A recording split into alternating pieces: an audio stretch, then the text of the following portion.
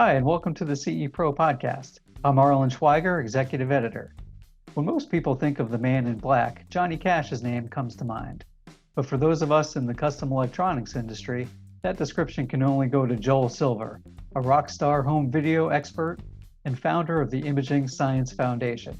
So when we wanted to find out about the latest in 8K, HDR, Ultra Blu-ray, and other home video trends, who better to call than Joel?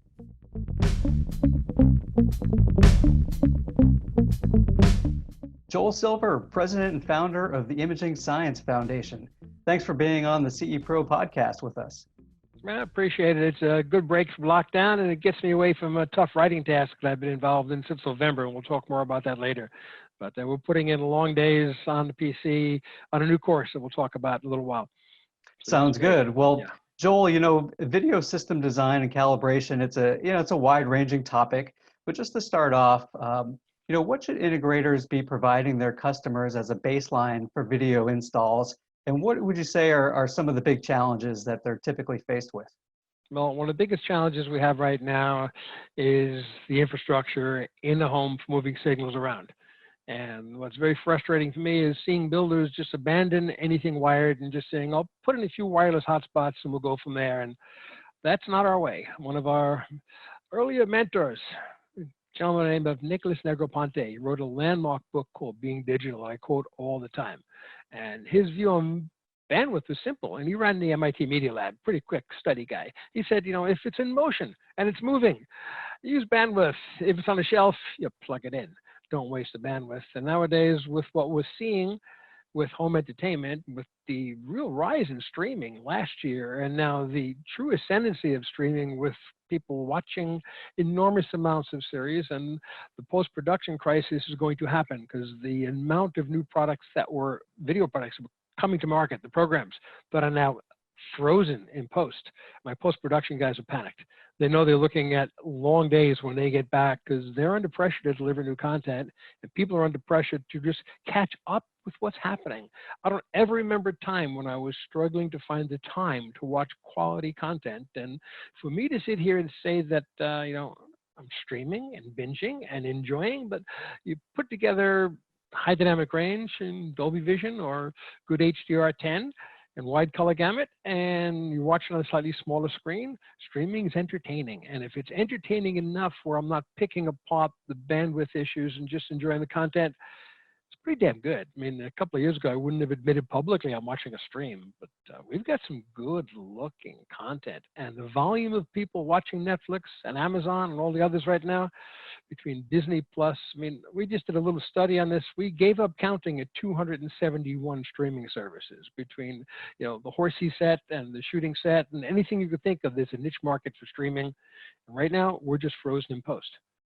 So my New York guys, my LA guys, they're just panicked. They can't get back to work, and there's work to do. So getting the infrastructure in place to deliver good signal and getting the HDMI infrastructure in place is enough of a panic where we actually formed the new CEDIA committee just for HDMI infrastructure, for HDMI system design and verification. Because I think if you pose a question to any integrator, what has burned the most hours in the past 3 years and caused you to go back to customers' houses enough where you know the way, you don't need GPS, it's HDMI failures. And there's been no reason for it. This bandwidth roadmap was laid out in 2012, and most people ignored it. The top producers did not. One of the other reasons people ignored it is it takes, the better part of $500,000 to $550,000 to build an HDMI test lab. So this is not for the faint of heart, and very few companies that we deal with have their own lab. But those few are a rock solid product. Now, I know Bob Archer, senior editor of CE Pro, he's with us, and he sat in on a recent webinar that you gave. Bob, I know you wanted to talk to Joel a bit about that. Yes, thank you, Arlen. Well, supporting the theme of your recent webinar, how can integrators build upon those baseline services to add documented revenue streams to their businesses? Well, the first thing we're seeing is testing the verification of the little wireless you have to do, and testing the verification of good bandwidth connectivity to every place it's going to be watched, and then maintaining it from time to time. But we've got simple things like software and firmware updates for components that people just don't want to do. A number of my clients, when they see a little option, do you wish to upgrade your firmware? The answer is no, because it works just fine. And they remember when they upgraded Windows once and then the printer didn't work or they couldn't get online. A few of the TV manufacturers we work with now are solving the problem. It's going to tell you when you turn the TV set off. When you turn this off, it's going to update. We're not going to give them a choice. But there's so much legacy product out there that, just getting into the home, making sure everything's automated properly, making sure things are in the right sequence, making sure firmware updates are there, recalibrating the video, because a lot of video systems will age. Anything with a projector, you should be checking it from time to time. Your flat panels, you should at least be checking it, 6 months or a year out, and then they'll get more stable than they used to be. But just telling a customer point blank, like Governor Schwarzenegger, I'll be back. And of course, we had one client that said, "You're going to charge me?" I said, "You can count on it, but I'll be back and everything will work just fine." So we're in charge of the infrastructure. We want to make sure that when they press play, it is the signal they're supposed to be getting. And one of our frustrations right now is I've got a handful of manufacturers that when you do get an HDR program, put a flag up on screen. It says Dolby Vision or HDR. And some it's buried in menus. So we've gone into numerous homes and found that there is no HDR because either the Netflix subscription hasn't been updated or the TV's not been configured or the input's not been configured or any one of a number of things, including a cable, has set it up. Or if you're dealing with Dolby Vision, it went into low latency mode, which is, showing Dolby actually knows what they're doing in the home. They come across a situation where the signal is not going to get to the TV full strength. They've got a plan B. It's not quite what you want, but it's still going to connect with HDR, but it won't be doing the magic that Dolby Vision could do. So we've got a lot of work to do and explaining to people that these are new things, these are fun things, these are things you want, and that we're just warming up as there's more to come, and I'll be back when I can upgrade sports. And I'll be back when I can make the picture look better yet with more color and more bit depth. And just using words like bit depth is kind of scary. People don't get it. You've got to be able to define it in ways they understand. And I've never been as excited about TV innovation as I have been over the past 2 to 3 years. We finally have things that are demonstrably superior. And you're seeing it. Have you seen anything streaming in HDR that you found stunning for HDR? As a matter of fact, I saw that new Chris Hemsworth movie over the weekend, and I thought it looked pretty good. Well, I watched it last night. My wife freaked out. She said maybe it was a little violent. So that's the point. But yeah, it actually looked really good. Sound was decent. And let's touch on sound for a second. Even though we don't have fully featured HDMI version 2.1 yet, a big part of that was eARC, the audio reverse channel, reverse audio return channel, whatever you want to call it. There's now an E in front of it for enhanced, which means it might work. But we finally got to the point now where that reverse audio is a necessity of life, because I've got to get the surround out of the TV into my audio system running backwards. And we didn't take it seriously for a while. And with the original one, a lot of guys bypassed it because it was buggy. The reason the eARC is out before the rest of the HDMI features is we need it today. And it's there.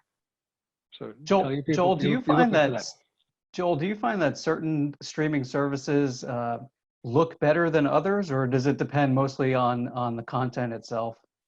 Well, not just services. Within each service, you've got a huge variation in content. And even if you look at a particular brand, feature, encoding, whatever the format's going to be, it's very much like audio. When you're looking at, multiple audio systems and you're trying to figure out which of the toolkits to make the audio is better, and the answer is none of the above. It depends upon the team making the movie, the post house putting it together, and whether someone cares enough to make sure it looks good and sounds good in the home. So all the toolkits out there right now, whether you're dealing with SL1 or HDR10 or HDR10 Plus or Dolby Vision, they're all fantastic in the right hands. And as we've all seen, from every format we've ever had, this is labor dependent, talent dependent, and unfortunately, even if the labor and the talent is there, it's budget dependent. Because when I have a post guy telling me I need 5 more days, and he says, I need it on Tuesday. No, next Tuesday. They go, no, it's live Tuesday. We can't have that, but that's what happens. So sometimes the talent's there, but the budget's not. So you'll see it on screen and you'll hear it in your audio system. So it's always talent dependent. We've had that in every entertainment format we've ever had. So that makes it a little rough because sometimes, you know, I'm looking for demo material to find something that looks good and sounds good and has enough bandwidth. I mean, I'm even finding it with 4K HDR discs, and I'm a disc fan. I'm sorry, I will get up and down and looking at some of the download services we have, asynchronous downloads, servers, and we've been testing a few from China that are spectacular. We just tested one from Europe that really tested well, and we've got really good servers for the home where I can do with my movies what I can do with my music. Just put them on a server, play them back when I want, whenever I want. And we actually dabbled with that in the early 2000s with Microsoft. The Media Center Computer were doing that. They called it asynchronous streaming. Send down a movie to 1,000 packets, verify each packet, and at the end of the download that might take 30 days, send you a key. And our original plan back then in Building 50 at Microsoft was 3 options. A, watch it. B, watch it 30 days. C, own it. And you know, that scenario hasn't played out for Microsoft yet, but the Xbox is pretty much where Media Center went. So yes, they're still in the game, but I don't see many people, volume manufacturers, doing downloading. We've got a few handful of high-end ones that are doing it. And what was a pleasant surprise for me in my normal everyday home cable system, I got an option to buy first-run movies. I'm being offered first-run movies right on my screen from my cable provider for anywhere between $5 and $20. So as much as we played with first-run movies that were $35,000 boxes and $500 per movie, hey, theaters don't have a lot of competition right now because, you know, we're the only game in town. They're kind of closed. So this has been intriguing. Now, not all the movies I'm looking at are there, and I'm not buying them because they're 1080p, not HDR. So rather than watch a movie I really want to see, non-HDR, non-4K, streamed week 1080p, I'm not buying it. Give it to me with all the features I want, I'll click right now and buy it. So that's at least a foot in the door to get home entertainment first level. So we're looking at some significant displacements in our lives. First of all, I miss my life on the road. But last year, and I talked to Bob about this, I set a travel record, which is not a good one. I clocked 227,000 air miles in 2019, a personal record and not one I ever want to approach again. It was fun, it was exciting, and I got tired. And one of the things we looked at was being able to put part of what we do online.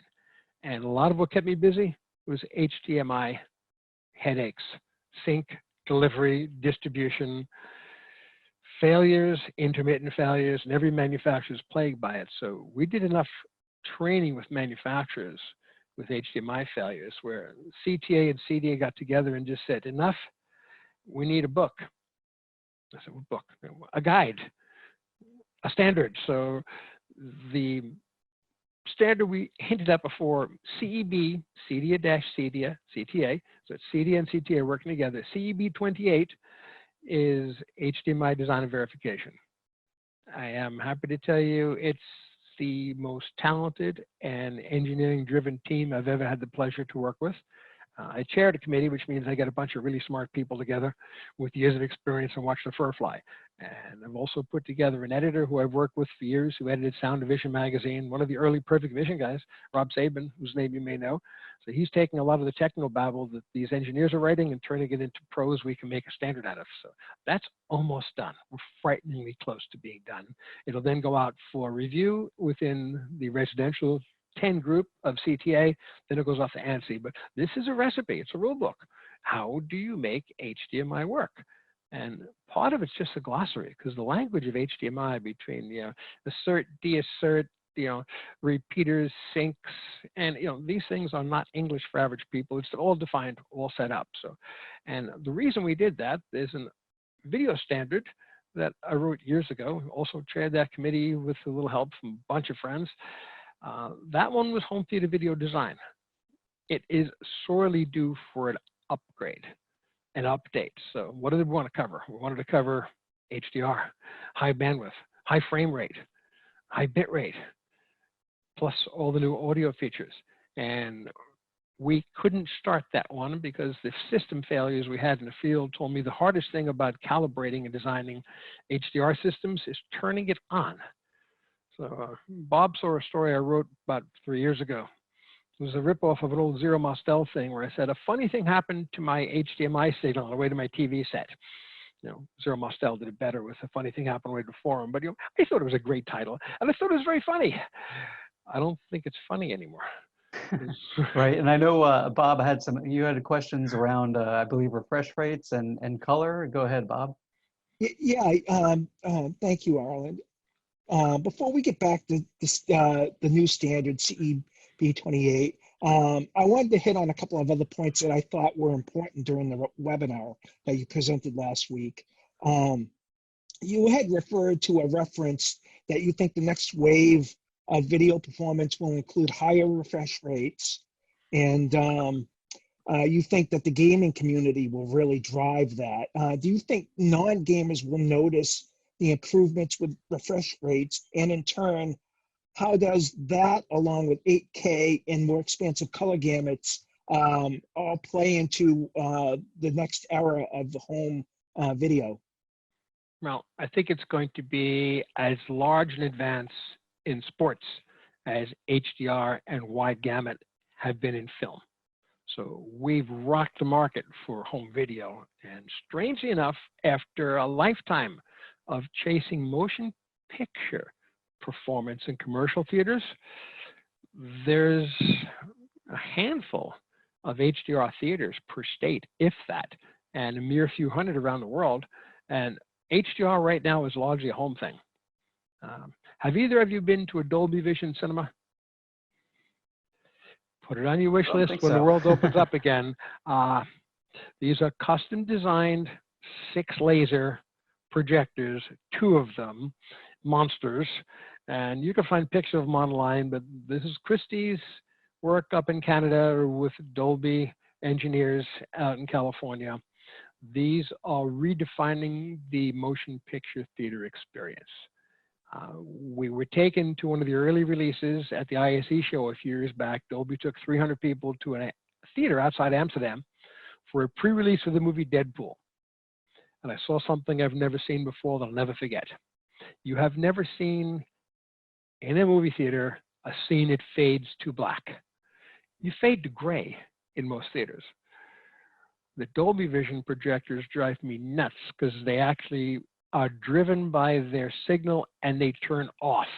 So I saw Deadpool 50 feet wide at 4 to 5 times the brightness with better color than you see in regular theaters, blasting you, and then it went black. And then it came back on again, and it actually made our pupils dilate. So I'm working with some laser projectors at home now, and we're doing some things in dimming the lasers because the rise time on a laser is quite good.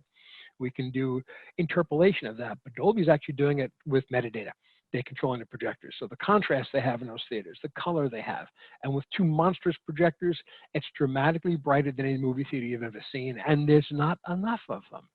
It's a statement product to show people what the future of cinema has been. And I've made it a mission to take my friends to these theaters. Got a couple of people, one of the people on the call with us, who was in the Vegas theater, and I thought he was going to put permanent marks on the armrest, gripping it and excited. This is dramatic. And these are things we're getting at home now. So Dolby Vision's here at home.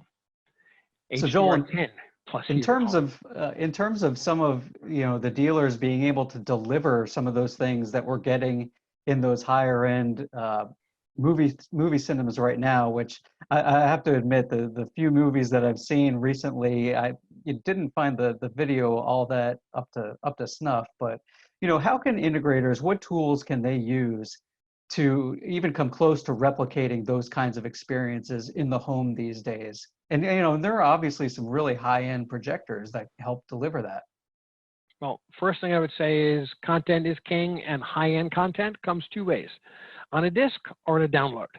So if someone's putting together a very serious projector that costs like a fine car, don't be hesitant to tell them that they should upgrade from a stream to a disc or a download, buy the movie, spend a little more, and so many integrators are panic. You know, guy's not going to spend $30 on a movie. It's a lot of money. Well, it's a lot of money to you. It's not a lot of money to a guy who spent $75,000 on a projector.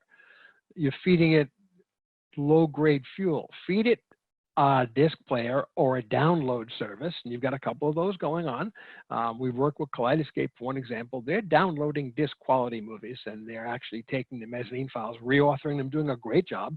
And will they all look good? No, it's still content. It still gets lost in translation. But first thing is put something in the home in a reference video and audio configuration. I don't care if they watch it sometimes. You've got to be able to give the guy the ability to show off the toy he just bought, because let's not get crazy about these exotic systems. They're toys.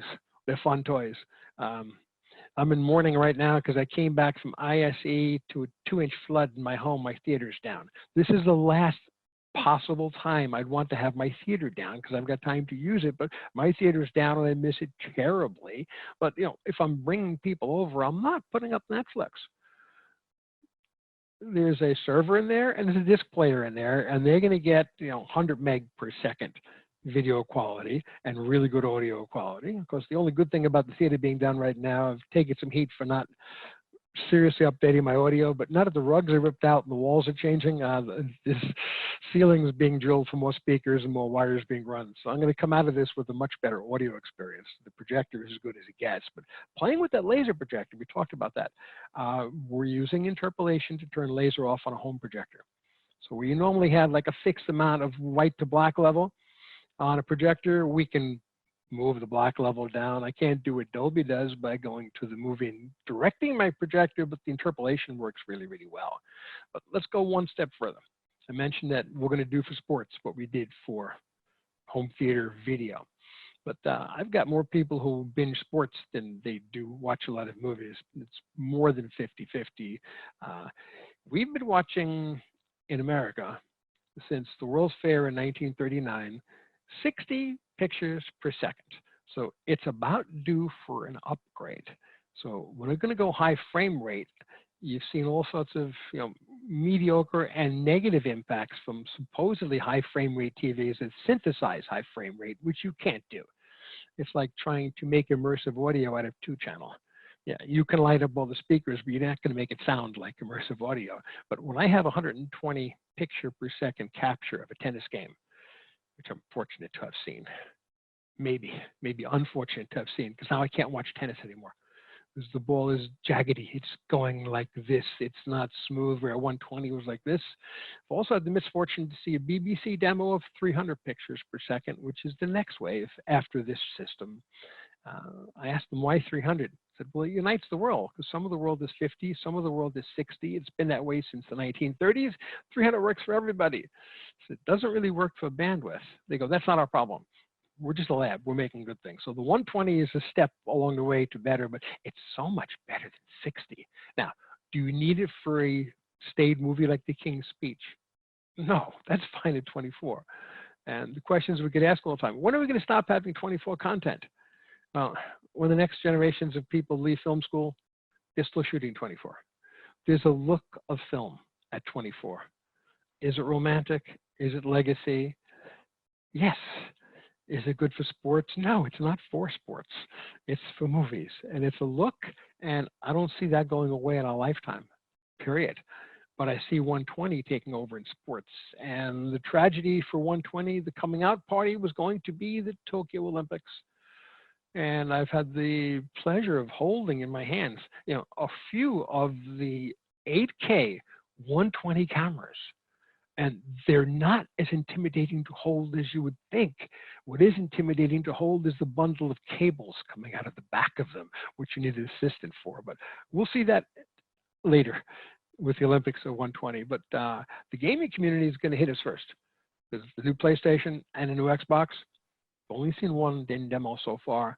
I like racing games, actually. I'm a car nut, so give me a good simulated racing game, and I'll lose time. The steering wheel and the pedals are in the garage right now. Until I get my new course done, they have to stay in the garage because they call to me from time to time. You have problems in life. At 5 o'clock, a bottle of wine stops talking to me. But later in the evening, the steering wheel calls to me. One more lap. You can do better. It's in the garage. I have no time for that. But a 120, I can't wait for that. That's going to change gaming. Gamers are extremely sensitive to it. But anybody who watches baseball, football, soccer, whatever, when they see 120, they're not going to be sensitive to it. They're going to be insensitive to anything that's not 120. It's going to be, I don't want to watch the old, because this is a different type of resolution. Everything we've been talking resolution has been pixels this way and pixels this way. Let's call it spatial. And that's really important to a point. It's important to the point where I can make really big screens in really small rooms, normal rooms. In the old days with the 103-inch plasma, unless you were wealthy enough to have a big house, you couldn't own that because the pixels were in your face. Now I can put a 103 in my bedroom. I don't see pixels. That's basic A. Clearly, there's a lot of exciting stuff going on currently and on the horizon with video. But before we end here, can you tell us, some of the stuff that you have coming up? I know you had mentioned before, or you teased before, about something happening in terms of some more integrator trainings and things that you have going on with Cedia. What can you tell us about that, where integrators can expect to, get more education coming up in the next several months? Let me touch on one small thing before that. We hinted that there's a video standard we're about to start writing because we're finishing the HDMI standard. There's also CEB, Cedia CTA CEB 22, the audio standards being rewritten. And they were as far behind as we were, but I will tell you, I've talked to a couple of my friends from the audio side into joining that. The gene pool in the CEB 22 is rich. The talent pool they've got on that, that's almost done. So everyone who is hearing this, when the audio committee puts it together and it's available, of course it's free to Cedia members, so that's usually a good price. You need to have that in your pocket, because I'll tell you, the talent pool there, retired Dolby people, I mean, some of the best designers of audio I've known for many, many years, they're all on that committee. So the gene pool there is rich. Let's go back to 2019 and my 227,000 miles. It killed me, and I said, okay. In November, we sat down with a couple of VPs at Cedia, and they said, can I have your people help us teach courses, because I can't continue like this for the rest of my life. It's too many miles. I'll never see my kids. I'm never home. And they said, yeah, but the first day of your course is really hard, because they had a number of people take certification. We've now got a Cedia instructor in the UK, about to have one in Australia, and I've got 3 certified here in the States ready to teach a course. The first day is the download of all the math, all the physics. The design of our calibration software is a little kludgy. It's not that user-friendly. So the first day is the hardest part to teach. That's going to become an online class. It's going to be 11 modules done in conjunction with Cedia. We decided to do this in November, not knowing the zombie apocalypse was upon us, but we decided to do it in November because we needed to expand, and I had no more hours and no more miles left to fly. So I've got really good talent there at Cedia, plus my own guys from time to time. So there'll be a level 1 course. There'll be 11 modules. You'll be able to take the hard part of the course in 15-minute modules on your phone, if you wish. They're all self-paced. They all are instant pass, because there'll be a question after 15 minutes. If you get the question wrong, we'll give you the answer and you'll do it again. So it's not a test that you'll fail. It's a course that you will pass. And we'll give you the answers if you get them wrong, and then you'll understand why you got them wrong. So it is the toughest thing I've ever written. I'm used to talking my way through this over 3 days. I had to actually figure out what I was saying in my head and turn it into prose, which I'm not that good at. Thankfully, I've got really good editors here, and I've got 3 of my top instructors editing it. And Cedia has a team that are taking the graphics I'm giving them, putting them together on screens. And I'll show that to Bob as soon as it's ready for prime time. We're still editing it right now, but this will be an online class. It's everything you need to know to get started in calibration. If you want to do it professionally with projectors, we'll still have hands-on courses. This is level 1. The combined 2 and 3 will be with the instructors in the field. But you'll walk in, and we've had for years, people say, I want more hands-on. I don't want to get a lecture. I said, well, sometimes you have to understand what the target is. So you have to know about the good old Lord Kelvin and Max Planck and some of the things in the physics, and the algebraic equations behind video encoding are boring as hell, but you have to know their algebra. The good thing is your laptop will do the algebra. I'm not very good at algebra, but my laptop is. You have to understand what's going on. All that will be ready. So when you go into the level 2 and 3 classes, you'll sit down and I'll hands-on immediately. because you'll have done everything you need to get to the button pressing stage online. So this is the hardest thing I've ever done. And because of the amount of help I've got writing it, it's the best work I've done, because it's not just me. It's me and my top guys. And this will hopefully go live June 1st. So it's really imminent. And it'll be CEDIA/ISF online level 1. And it's the best level 1 I've ever taught, because I never have enough time on day 1 to cover everything I want on level 1. And as an instructor, I can tell you, you learn when you get asked a question that you don't know the answer to. And between the talented CEDIA guys, the post-production guys, and the manufacturers coming in, I've been stumped a lot. And there's nothing wrong with that. No one knows everything. It just means I have to give them an answer tomorrow. Sometimes I have to call someone. So all the questions that stump me are answered in this, because I remember them all. And the course got better because I was asked questions that, maybe I didn't look at carefully, because we talk about the international telecommunications, the ITU. It's actually the ITU-R. So I had someone from Russia come to you and go, what's the R?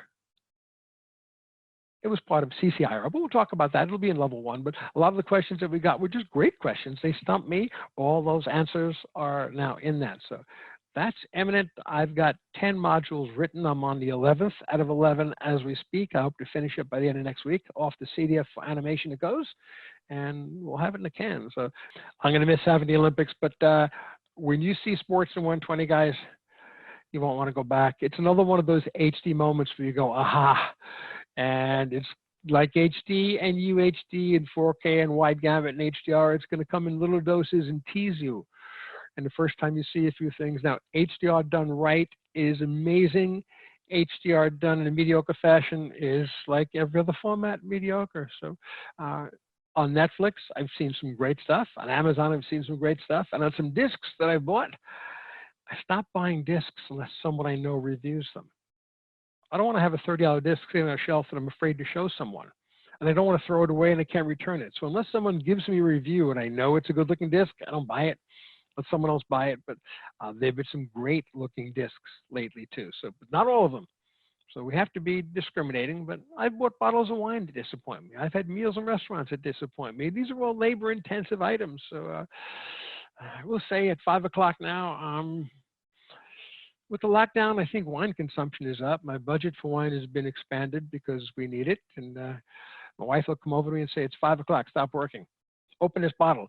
And she picks good ones. Great. Well, Joel, we'll have to have you on again sometime for some demo picks and some wine picks.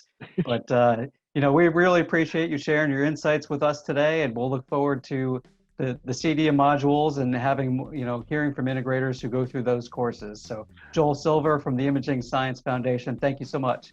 Thanks for the opportunity to speak. I appreciate it. Take care, guys. Be safe. Be well. Thank you.